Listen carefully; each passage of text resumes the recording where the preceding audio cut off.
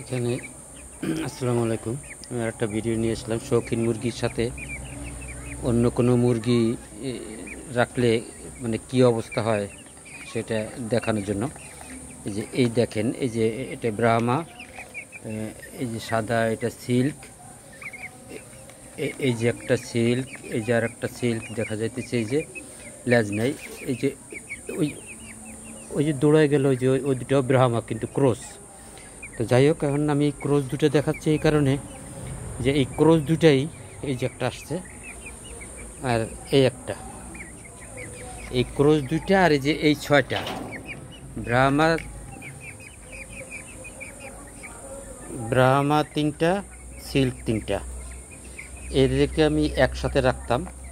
তো এই ক্রস দুইটা, ক্রস ব্রাহ্মা যে দুইটা, এই দুইটাই হচ্ছে আপনার এদের লেজ খেয়ে ফেলছে, টুকরায় টুকরায়। দেখেন রক্ত, কি পরিমাণ রক্ত বের মানে করছে। এই যে এই পাখনাটা, এটা কালকে ছিল না, এটা আজকে করছে। তারপরে এই যে এটারও লেজ নাই, লেজ খেয়ে ফেলছে, এগুলোর উপরের পাখনা, পর পাখনাগুলো খেয়ে ফেলছে। তার মানে আমি এটা বলতে চাইছি যে এই মুরগি জাতের সাথে অন্য কোনো মুরগি কোনো প্রকারেই ছোট হোক বা বড় হোক রাখা যাবে না। রাখলেই সেগুলোর পর পাখনাগুলো এইভাবে অন্য মুরগিতে খেয়ে ফেলবে। এরা হলো খুব নরম প্রকৃতির, এরা, যার ফলে এরা অত হইচই বা অত উত্তেজিত না, অত চঞ্চল না, যার ফলে এদেরকে শৌখিন মুরগি বলা হয়।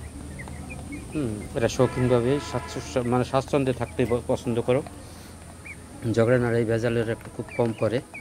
তো যাই হোক, আমি এটা আমার মনের থেকে আন্দাজে বলতেছি যে মানে ভেজাল কম করে, ঝগড়া নাড়াই করে কম, টুকরাটুকরি কম করে।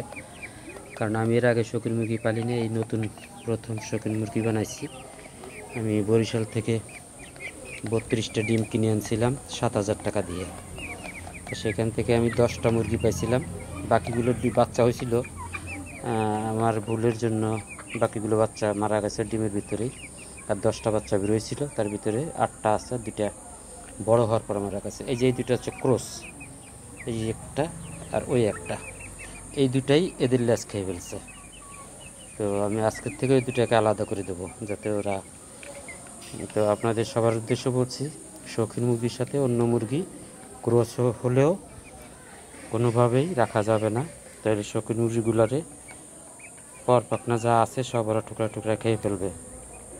বড় হওয়ার পরে তখন একদম পর পাখনা গজায় যাওয়ার পরে ওরা যখন পুরোপুরি বড় হয়ে যাবে তখন কি হবে জানি না, একসাথে রাখলে সেটা তখনকার ব্যাপার। তবে বাচ্চা অবস্থায়, ছোট অবস্থায় রাখা যাবে না, রাখা উচিত না। তো আপনারা এইভাবেই করেন। এই, আল্লাহ হাফেজ, সবাই ভালো থাকবেন, আমার জন্য দোয়া করবেন যাতে মুরগিগুলো আমি সুন্দরভাবে বড় করতে পারি।